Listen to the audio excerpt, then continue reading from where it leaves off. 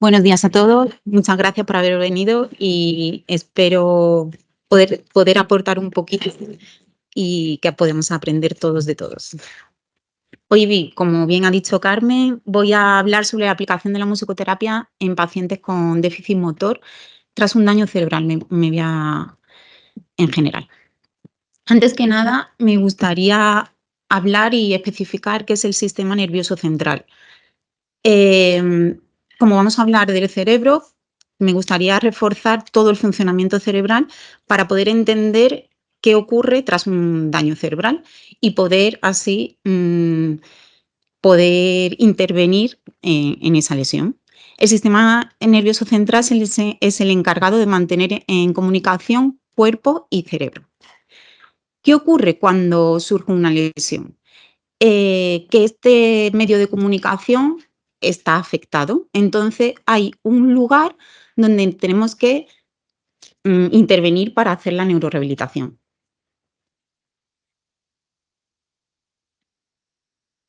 ¿Qué patologías podemos encontrar? Podemos encontrar patología sensorial, comunicativa, de lenguaje, de deglución, motora, orgánica, cognitiva, conductual, emocional o disminución del estado de alerta. Las principales alteraciones neurológicas que pueden aparecer son muy divergentes, pero me voy a centrar en las más usuales. Son el ictus, malformaciones vasculares, el traumatismo craneoencefálico, proceso hipóxico, metabólico, tras una parada cardiorrespiratoria o ahogamiento, tumores cerebrales. Uy, se ha pasado. Vale. Procesos neurodegenerativos como la espondilita anquilosante, el ELA, la esclerosis múltiple, Parkinson, trastorno convulsivo como la epilepsia o infecciones como la meningitis o encefalitis. ¿Por qué nos interesa saber qué tipo de alteraciones podemos encontrar en nuestros pacientes? Conociendo bien el diagnóstico, conociendo bien cuál es el daño cerebral concreto que tienen, podemos hacer una neurorehabilitación mucho más específica y mucho más concreta. Pero nosotros vamos a tener en cuenta todas esas alteraciones que llega el paciente a nuestra clínica. El diagnóstico médico nos importa, pero nos importa mucho más esa evaluación inicial para poder atender de una forma interdisciplinar con todo el conjunto de profesionales que está en la clínica y trabajar en los aspectos que realmente necesite este paciente. Cada paciente es un mundo y cada persona también lo es. No hay un daño cerebral igual y no hay con un mismo diagnóstico dos patologías idénticas. ¿Cómo vamos a trabajar? Gracias a la plasticidad cerebral. Bueno, es como gracias a ella tenemos la capacidad de reorganizar y mantener la capacidad funcional de nuestro cerebro, aunque haya sido sufrido por una lesión neurológica. Esta plasticidad cerebral nos ayuda a controlar, potenciar y modular los mecanismos que en el sistema nervioso central pone en marcha. ¿Cómo lo hacemos? Con la neurorehabilitación, no hay otra manera. Porque para nosotros es el GPS cerebral, es el mecanismo con el que podemos llegar a obtener un estado más normal y volver a un proceso normotípico y volver a la vida normal cotidiana. ¿Cómo lo hacemos? Bueno, yo aquí me quiero parar un poco porque es fundamental y prioritario la familia. La pongo en otro color, la pongo en mayúscula, es lo principal. Son las personas que tienen la capacidad con la sintomología del paciente, de ver que está ocurriendo algo en su familiar, para así poderle llevar a un centro médico y ahí tener el primer tratamiento. Cuando esto es precoz, cuando el síntoma se está viendo de una forma muy rápida, la intervención es mucho más precoz y mucho más rápida, por lo cual la lesión va a ser menor de una forma más leve que si acudimos a un médico mucho más tarde. Para nosotros, el familiar es la persona que está desde el principio y todos los días hay quien acompaña a la persona todo el tiempo, por lo cual formar al familiar que realmente tenga en cuenta muchos aspectos de la neurorehabilitación es prioritario. Para eso, en la clínica donde trabajo se creó escuela de familia y con eso se ayuda a que el familiar realmente conozca cuáles son los verdaderos potenciadores para ayudar a su familiar a salir o a mejorar su calidad de vida. Acude a un equipo médico, se hace la intervención y ahí en el hospital estará un tiempo con un equipo de enfermería, auxiliares y clínicos y celadores. Esta intervención inicial también va a ser súper importante porque los primeros momentos tras el daño cerebral son prioritarios para que este daño cerebral pueda ser mucho menor y que tenga menos secuela. Una vez que acude a la clínica o también se ha hecho intervenciones en el propio hospital, va a ser un equipo multidisciplinar quien se ocupe de esta persona, ya sea fisioterapeutas, terapia ocupacional, logopeda, neuropsicólogos, y no se ve toda la diapositiva, pero musicoterapia está ahí abajo también. Y el trabajador social, quien se encarga de todo el proceso administrativo. ¿Cómo interviene la musicoterapia en todos estos aspectos? Primero vamos a ver que el paciente puede llegar con los aspectos con daño en aspecto motor orgánico o en cognitivo emocionales o en aspecto comunicativo y de lenguaje. Y en función de esta evaluación inicial, diferentes áreas se harán cargo de este paciente y de su tratamiento.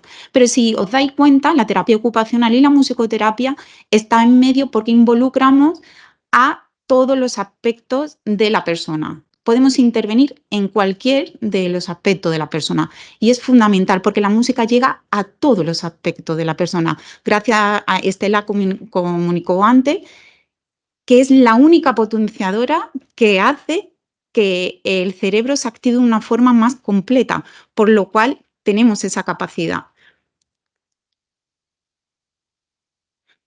Como voy a hablar de la función motora, querría explicar un poco de qué trata.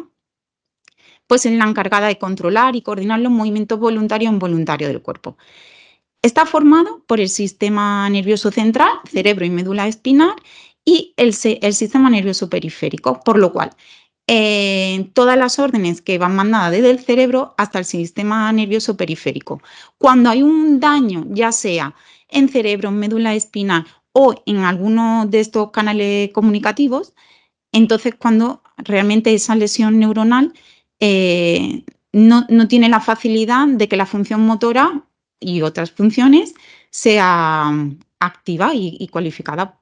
Por lo cual tenemos que tener muy en cuenta dónde está producido el daño, para así realmente conocer cómo vamos a intervenir. Bueno, esto lo paso. La función motora clave del sistema nervioso son la transmisión de información, da igual que tengamos millones y millones de neuronas, si no existe una sinapsis entre ellas, no funciona y no sirven de nada y no existe la comunicación. La coordinación de movimientos, la regulación del equilibrio y la postura, la regulación de las funciones vitales y la percepción sensorial. Esta parte creo que me la voy a pasar un poco porque la ha explicado Estela y bueno, ya conocemos todos un poco qué es la musicoterapia. Me voy a centrar un poco en la neuromusicoterapia, que es a lo que me dedico, y quiero tener muy en cuenta qué dice estos estudios. La música genera cambios estructurales y neuroquímicos modificando su funcionamiento a nivel emocional, cognitivo, motriz y comunicacional. ¡Guau! ¿No? Es como está potenciando todo. Entonces, tenemos la gran suerte los musicoterapeutas de trabajar con la herramienta más poderosa que es la música. La terapia con música continuada moldea el funcionamiento cerebral aún en personas adultas y esto hace que se produzcan cambios neuroplásticos que permiten superar las disfunciones producidas por lesiones neurológicas. La neuromusicoterapia está basada en el modelo neurocientífico de la percepción y la producción musical y la influencia de la música en los cambios funcionales del cerebro no musical y de la conducta. Tiene como objetivos la rehabilitación de funciones no musicales. Y esto que quede muy claro, no vamos a hacer que el paciente No es nuestro objetivo que el paciente toque un instrumento, no es nuestro objetivo que el paciente aprenda a cantar y no es nuestro objetivo que el paciente percuta un tambor de una forma rítmica concreta. No es nuestro objetivo. Son funciones no musicales. Lo que pretendemos con el tratamiento es que el paciente pueda conseguir la mayor adaptación a nivel físico y socioemocional y potenciar sus capacidades para tener una vida lo más plena posible. Lo que queremos todos los terapeutas. Nos vamos a basar en 4 principios teóricos. Estos 4 principios nos hablan, el primero de todos nos dice que la música es el único estímulo que provoca una activación casi global del cerebro, estimulando la interacción neuronal entre ambos hemisferios. Es un dato muy importante para tener en cuenta y saber que es el único estímulo, es que no existe otro. Entonces, ya está, con esto es suficiente.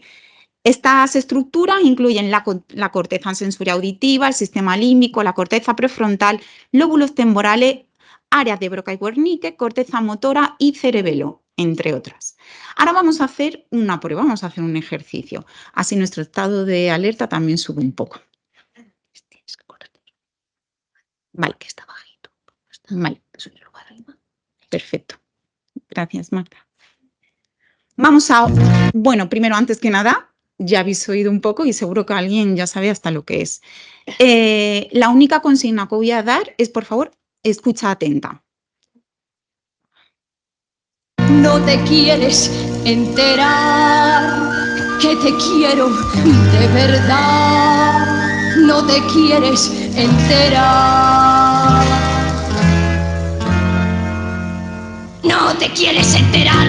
Yeah, yeah, que te quiero de verdad. Yeah, yeah, yeah, yeah. Y tendrás que pedirme de rodillas un poquito de amor, pero no te lo daré. Yeah, yeah, porque no te quiero ver. Yeah, yeah, yeah, yeah. Porque tú no haces caso ni te apiadas de mi pobre corazón. Búscate una chica, yeye, que tenga muchos ritmos y que cante en inglés. El pelo alborotado y las medias de color. Una chica yeye que te comprenda como yo. No te quieres enterar.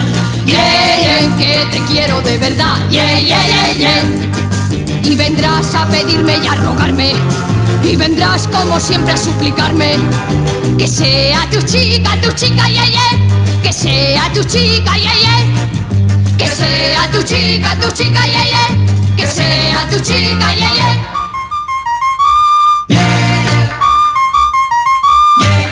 Puedo pararlo. Bueno, hasta aquí. Gracias.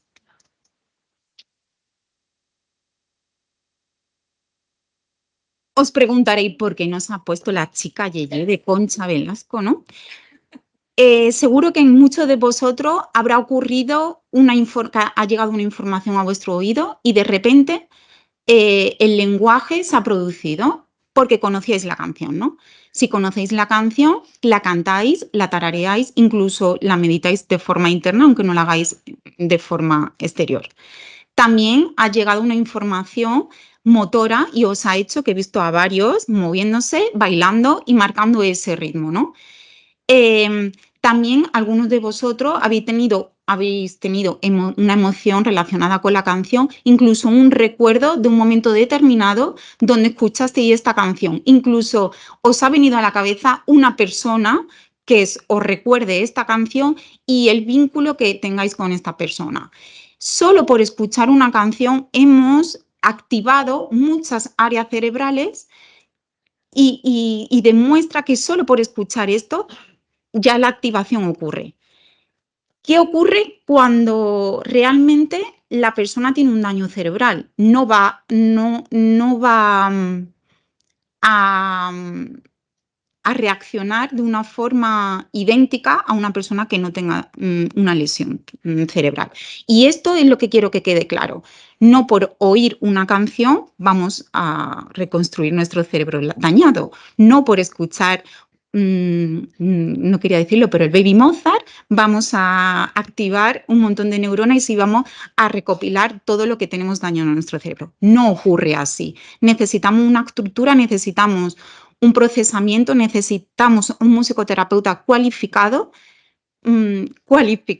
y hablo de cualificado porque no existen muchas formaciones que te acrediten a ser musicoterapeutas en España. Y todavía tenemos mucho campo por recorrer, pero esto no dejaros en manos de cualquiera que diga que hizo un curso de musicoterapia un fin de semana. Vamos a continuar con el segundo principio teórico. No, ya no escuchamos más. Existe una jerarquía de procesamiento. ¿Qué ocurre en nuestro cerebro cuando oímos música? Primero, el flujo de procesamiento musical empieza en la corteza auditiva primaria. El plano temporal y el giro temporal superior, estructura involucrada en la percepción y reconocimiento de la melodía, el ritmo, timbre e intervalo de la pieza. Es lo que acaba de ocurrir. Primero hemos oído una canción y la hemos reconocido. Después, el flujo continúa ramificándose en el sistema límbico e ínsula, responsable en el reconocimiento de emociones, Aquí es cuando hemos dicho, uy, me recuerda a no sé quién, me recuerda a mi primo que odio a muerte. Y también tengo una emoción negativa, no tiene por qué ser positiva, también puede ser una negación negativa y muy válida. El lóbulo parietal, el cual procesa la ubicación espacial del estímulo e información verbal. Habréis dicho, uy, ¿de dónde sale la música? Y estamos mirando el lugar concreto de dónde sale esa información. Y el lóbulo frontal, el cual responde mediante cambios en el comportamiento y las emociones. El comportamiento ya sea físico, emocional, sonrisas o no, estamos produciendo ese cambio. Estudios longitudinales han revelado diferencias estructurales que se encuentran entre los grupos de músicos entrenados y personas que no realizan actividades musicales. Cuando examinaron la corteza motora, una similar diferencia en volumen pudo ser observada en el surco central de los músicos entrenados, cuya profundidad era más notoria en el hemisferio no dominante, posiblemente debido a la práctica de tareas de motricidad fina. Aquí nos está diciendo que el cerebro cambia. La estructura cerebral es más amplia en las personas que realizan actividades musicales y en las personas que no. Incluso en el hemisferio no dominante. Es clave para nosotros, porque muchos de nuestros pacientes, la mayoría de ellos, aparecen en la clínica con hemiplegia. Tengo una hemiplegia derecha, pero y soy diestro. Buah, ¿qué hago? Con actividades musicales estamos produciendo en el hemisferio no dominante otra capacidad para que nuestra mano izquierda pueda ser funcional, porque nuestra mano derecha no puede hacerlo. Y con tareas de motricidad fina. Y ahí interviene mucho, pues, tocar un instrumento. Aquí vemos el cerebro de un músico y la diferencia con una persona no música. Bueno, simplemente por curiosidad. El tercer principio teórico nos dice que existen circuitos neuronales compartidos entre funciones musicales y funciones de la vida cotidiana. Estamos usando las mismas regiones auditivas y motoras del cerebro, son igual de importantes para el aprendizaje de la música como del lenguaje. Entonces, como nos contó Estela, no hay pacientes afásicos que no pueden hablar de una forma inmediata y concreta, pero pueden cantar. Si pueden cantar, podemos utilizar ese mecanismo de verbalización y quitando elementos musicales para reconstruir otra vez el habla. Y aquí es como, ¡buah, qué maravilla!, ¿no? Se consigue cosas espectaculares.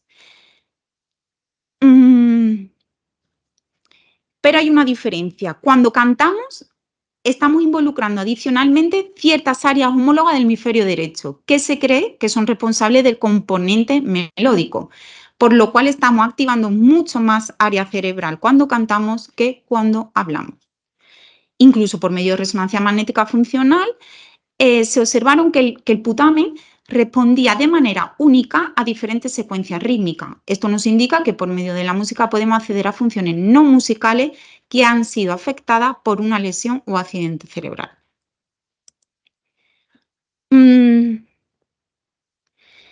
Y por último, el cuarto punto teórico nos dice que la sincronización rítmica o actividad coordinada de neuronas auditivas y de neuronas motoras demuestra que la estimulación auditiva prepara al sistema motor y facilita la calidad y ejecución de los movimientos. Nos está preparando porque nos está dando una línea temporal y rítmica para realizar un movimiento. Esto sucede porque el ritmo como estímulo auditivo crea una plataforma temporal sobre la cual el cerebro se vuelve capaz de anticipar cada pulsación y programar los movimientos necesarios.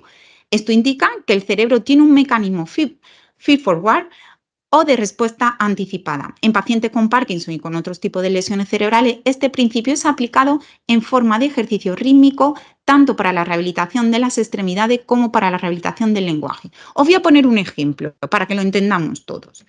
Todo el mundo conocemos el típico.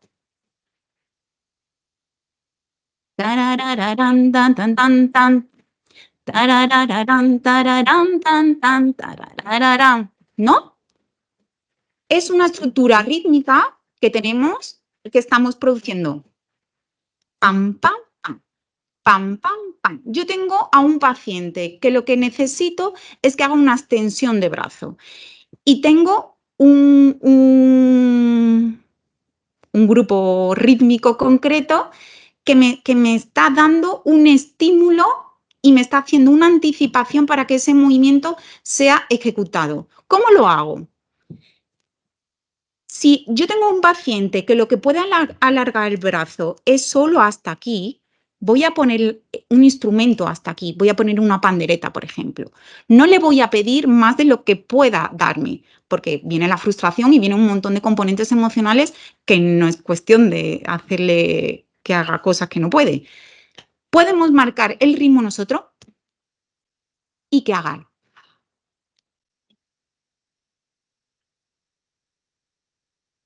Se lo acompañamos con voz.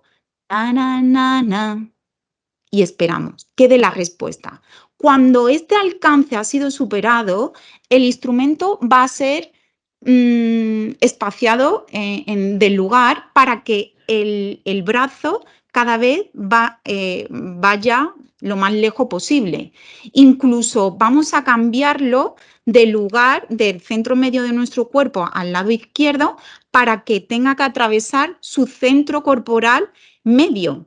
Todo esto son objetivos que nos vamos poniendo a nivel terapéutico y vamos modificando esos patrones con los instrumentos para que el paciente pueda realizar ese movimiento. Pero si yo le estoy dando ese estímulo sonoro, él va a querer hacer ese pan, no nos quedamos ahí en el aire con... A nadie todo el mundo tiene ganas de darle a la pandereta, ¿no? Y que acabe ese proceso rítmico, ¿no? Que acabe ese proceso. Tararara, tan, tan, tss. Y luego también jugamos con el tiempo. Vamos a ir modificando esos patrones de tiempo porque mientras más capacidad tenga de movimiento el paciente, mayor va a ser también la velocidad con la que lo haga, por lo cual cada vez va a ser mayor el tiempo de procesamiento que vaya haciéndolo. ¿Por qué? Porque la música nos produce esa anticipación del movimiento, nos está preparando al músculo para dar el soporte. No me importa que toque peor o mejor el tambor, no quiero el sonido, mi objetivo terapéutico es que elongue el brazo y que el brazo tenga ese movimiento que le corresponde. Vamos a continuar. Ahora los objetivos generales que nos proponemos todo terapeuta, mejorar la calidad de vida del paciente y de sus familiares. Pues todos, ¿no? Queremos lo mismo. No entro en objetivos específicos porque cada paciente es un mundo, cada situación es otra. Entonces, con cada uno nos ponemos esos objetivos específicos que lo hacemos desde el equipo interdisciplinar en la clínica. ¿Qué debemos tener en cuenta antes de empezar una sesión? Primero, el estado postural del paciente. Es muy importante tener el control motor y postural del paciente. Mientras mejor calidad de esa postura, mucho mejor va a acceder a sus movimientos corporales y mucho mejor va a acceder a producir orofacialmente ese sonido y mucho mejor va a llegar a los objetivos que nos estamos planteando. El estado muscular, la espasticidad que venga. Muchos pacientes vienen con una espasticidad tremenda. No podemos pedirle que estire el brazo cuando tiene una espasticidad muy, muy, muy grave. El estado emocional, la historia musical. ¿Por qué elegimos una canción? Uso también canciones grabadas, luego explicaré por qué. Y tenemos en cuenta esa historia musical. No es lo mismo una persona que tenga 70 años que a un niño que tenga 5. Vamos a usar un tipo de música totalmente diferente, el que oigan en casa y que a mí me interese en ese momento que tengan relación emocional para darle más autoestima o no y que produzca en la actividad correspondiente. ¿De qué sesión viene y a dónde va? Esto es muy importante. No es lo mismo un paciente que ya ha hecho 4 sesiones en la clínica al que viene desde su casa, que está fresquito y ahí le puedo meter más caña. Si viene de fisio y viene de terapeuta ocupacional, ha estado trabajando en la marcha, yo primero tengo que evaluar la fatiga del paciente. Tengo que mirar si este paciente tiene una fatiga muy grande, voy a dedicarme a trabajar ese día otro objetivo. No voy a seguir con la marcha. Pero si veo que viene estimulado con la marcha y puedo ayudar a acentuar todo el proceso que se ha hecho con mis compañeros fisioterapeutas o terapeutas ocupacionales, voy a seguir trabajando en la marcha para darle refuerzo auditivo que necesita para que ese proceso y ese objetivo sea como mucho más cíclico y se cierre mejor. El día de la semana que es, no es lo mismo un lunes o un viernes para nadie, ¿verdad? Y la posible medicación que está tomando, porque si lo tiene más bajo en el estado de alerta o no. La metodología que utilizamos. Utilizamos 3 mecanismos: restauración, compensación y sustitución. La restauración se puede dar cuando la lesión es leve o es de hace poco tiempo. ¿Por qué? Porque podemos seguir trabajando con las funciones afectadas para conseguir un rendimiento normalizado. Cuando la lesión es de hace más tiempo o es muy grave, es menos posible la restauración. No quiero decir imposible porque cada cerebro es un mundo y es plástico. Se puede llegar a la restauración, pero es más difícil. Cuando no usamos la restauración, vamos a utilizar la compensación como mecanismo, potenciando mecanismos alternativos o ayudas externas que compensan la función perdida. Por ejemplo, si tengo una hemiplegia derecha, continúo con la hemiplegia, vamos a ayudar al paciente a que sea capaz de coger el vaso con el brazo izquierdo sin derramar el agua. O por sustitución, que al final también nos ayudamos de otras técnicas y otros medios externos. Por ejemplo, no puedo hablar, pero uso un comunicador para hablar. Entonces, en terapia ocupacional, para que no se pierda la función comunicativa, se usan comunicadores. En neuromusicoterapia, para la rehabilitación motora, para cada tipo de rehabilitación se usa técnicas diferentes, pero para la rehabilitación motora usamos 3 tipos de técnicas. El RAS o estimulación auditiva rítmica se utiliza estímulos auditivos con estructura rítmica para rehabilitar los diferentes aspectos de la marcha de un paciente. Aquí nos centramos en la marcha del paciente. Voy a poner un vídeo y lo mostramos y luego volvemos a la otra. Aquí quiero enseñaros, tenemos a Macarena, que es la paciente, y Rosario, que es mi compañera, la fisioterapeuta, y cómo trabajamos en equipo. Ella está trabajando la marcha y desde la musicoterapia se da soporte.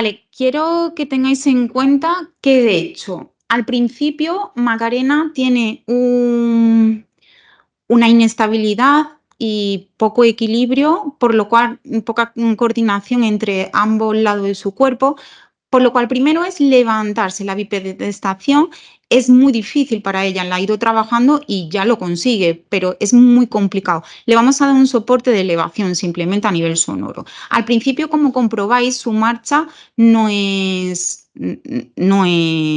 temporal. No es rítmica, por lo cual tenemos que acompañar eso también. No podemos darle una estructura rítmica, un patrón y que ella se adapte ahí como pueda. No, vamos a acompañar ese movimiento que no es rítmico, y vamos a dar apoyo al pie que sí tiene función rítmica. Entonces, si oís a nivel musical, el tiempo fuerte, tarara, pam, va en el paso que sí controla. ¿Por qué? Porque la refuerza a nivel autoestima, la refuerza a nivel motor y la refuerza a nivel anticipatorio para el siguiente paso del pie que sí controla. Del pie que no controla la vamos a ir ayudando a hacerlo cada vez más lento, y si os dais cuenta voy quitándole un poquito de su tiempo. Ella necesita un poquito de tiempo más, yo me voy comiendo un poco de su tiempo para que ella vaya anticipando ese movimiento. Al principio el pie incluso se eleva y luego, si vais viendo, va manteniendo cada vez mucho más ritmo en ese pie. Cuando este tipo de sesiones son muy continuadas, ella consigue hacer los patrones rítmicos necesarios como mucho más estable y coordinado entre ambas partes de su cuerpo. En el siguiente caso es un paciente de domicilio. Comenzó mucho peor que habéis visto a Macarena y mirad cómo va. Este no.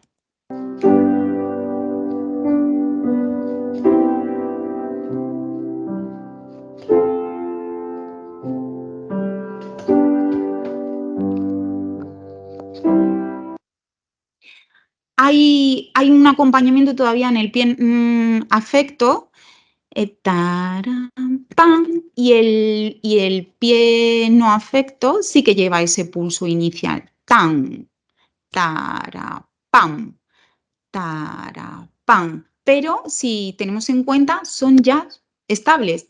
Tan, tara, pam, para, pam. Van a tiempo ya. Lograrlo ha supuesto en él un tratamiento de 6 meses, pero 6 meses es muy poco.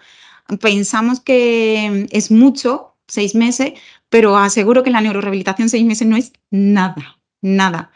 Cuando hablamos de rehabilitación es mucho más larga en el tiempo. Estos son vídeos con técnica RAS y ahora aquí. Luego tenemos dos técnicas que ambas sirven para fortalecer los movimientos de las extremidades, los cuales no son rítmicos por naturaleza y por medio de señal auditiva con elementos rítmicos, armónicos y melódicos. Tenemos dos. ¿Qué diferencia hay entre ellos? El PSE, que es el refuerzo sensorial de patrones. El paciente no necesita estar en contacto con un instrumento musical, sino que debe guiarse únicamente por los estímulos auditivos que proporciona el musicoterapeuta para realizar los movimientos. Yo aquí, un vídeo, vamos a empezar con esta señora. Muy bien. No, ese no es. Aquí. Vale, tengo una hemiplegia izquierda localizada. Ella es incapaz de subir su mano hacia arriba, ¿vale? Es incapaz de hacerlo. Por eso, en la orden verbal es súbela, aunque la pandereta esté abajo. Y luego me vais a decir por qué está la pandereta abajo y no arriba. Luego os lo explico. Muy No, bien. no es esto. Muy bien. Puños. No. Aquí. Sube más fuerte y súbela. Súbela. Vale, la pandereta está abajo simplemente porque a nivel sensoriomotriz todas las ramificaciones sensoriales están en la palma de la mano, en los dedos, y es mucho más potente para ella ese contacto con la pandereta que si lo pusiera arriba. Si lo pongo arriba ya no va a sentir nada, no va a llegar el estímulo que necesito. Por lo cual, la orden verbal es súbela y el centro de contacto va a estar abajo, ¿vale? En el siguiente vídeo, el objetivo es que el peque señale. Es un objetivo muy simple, parece, pero todavía no lo logra. Tiene 7 años, acaba de cumplir y no logra. Está en cama porque acaba de ser operado de una rotura de fémur, por lo cual no he podido trabajar en estas sesiones con él de otra forma que no fuera esta postura. Por lo cual me llevo y adaptamos la técnica a su posición. Vamos a usar un musicograma. El musicograma, para el que no lo conozca, es elementos visuales que nos dan una estructura que encajan con el sonido, con ese estímulo sonoro. Vamos a verlo. Arriba. 1, 2, 3. En el punto. 1, 2, 3. Puntito. 1, 2, 3. Estira más. Ahí, muy bien. Sigue. 1, 2, 3. Aquí, Lias. Caracol. 1, 2, 3. Caracol. 1, 2, 3. Siguiente caracol. Arriba, arriba, arriba, arriba, arriba, arriba. 1, 2, 3. Caracol. Caracol. Sube, sube, sube. Ahí. Bien. Su psicomotricidad fina es bastante poco útil, pero porque este peque, bueno, es una historia muy bonita que si podéis conocerle, se llama Ilias, se ha venido desde Marruecos, de Marrakech, gracias a la fundación. Y era un chico que tú le veías andar por su zona y andaba con zapatos en las manos y en los pies porque no era capaz de andar, sino que se arrastraba por el suelo. Entonces sus manos eran como muñones, eran puños cerrados y le cuesta mucho la apertura y señalar. ¿Qué ocurre? Que también la hipotonía que tiene es muy obvia, entonces tenemos que estimular a nivel corporal bastante. Y en el segundo ejercicio que hacemos con él, lo que queremos también es la percepción corporal con ejercicios rítmicos, pero con su propio cuerpo. Aquí. Mira, Elías, abajo, arriba, sube, No, está... baja, sube, baja, ahí, ahí, 2, 1, 2, 1, 2, 1, 2. Ili, pecho, 1, 2, 1, 2, 1, 2, 1, 2. Muy bien, sigue. Mano, arriba. Fuerte. 1, 2. Arriba. Arriba. 1. Fuerte. 2. Fuerte. Aquí. Vale, aquí con la pandereta ya estaría usando la siguiente técnica, el tim o tocar instrumento de manera terapéutica. El paciente utiliza ciertos instrumentos como el blanco de los movimientos a realizar. Es el ejemplo que os puse antes también de... perdón. El ejemplo que os puse antes también de tim, tim, ¿no? Es esta técnica tim. Aquí esta peque tiene una hipotonía también bastante obvia y no es capaz de manipular nada con agarres. Se le cae todo de las manos, incluso objetos grandes. Empezamos con baquetas, bueno, con palillos de estos, se me ha ido el nombre. Un instrumento que es más gordo, las claves, perdona. Usamos claves porque son mucho más gordos y entonces para el agarre que fuera mucho más funcional. Y hemos terminado tocando con baquetas. Ya.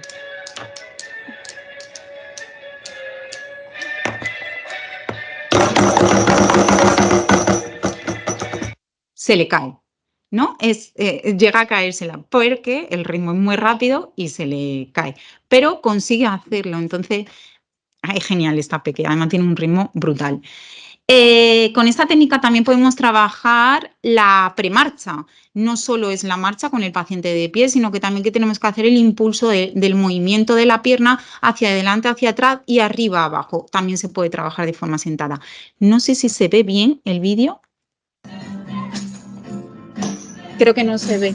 Tengo 2 panderetas delante. Arriba la rodilla, ahora la rodilla, arriba. Y tiene que dar el impulso con el pie. La otra.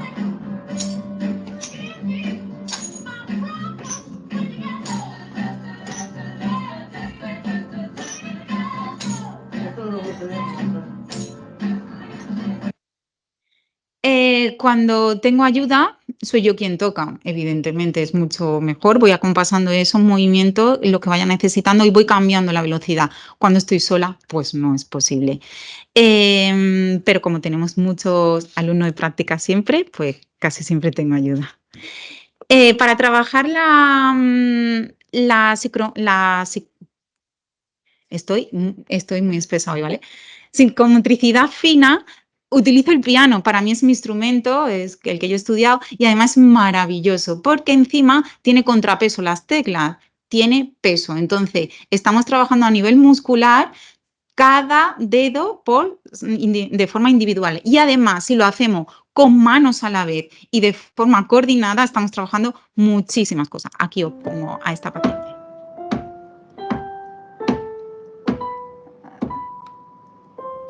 4, 3. Cuando el hándicap solo del piano es cuando vienen en silla de ruedas muy, muy alta. Entonces, primero es la posición. No puedo tener una mano estirada o que esté súper alto o bajo. Tengo que adaptar el nivel del piano para que tengan una forma correcta y puedan tocar de la forma más ergonómica posible. El siguiente paciente es un traumatismo craneoencefálico por un accidente. Este chico llegó a la clínica y era incapaz de hacer 2 movimientos seguidos de forma temporal. Era incapaz. Tú le dabas un estímulo, ¡pam! ¡Pam! Aunque fuera en corto tiempo, y hacía ¡pam! ¡Pam! O ¡pam! ¡Pam! Daba igual. No era por la velocidad en sí, sino por su procesamiento temporal no estaba bien definido. Y mirad lo que hace.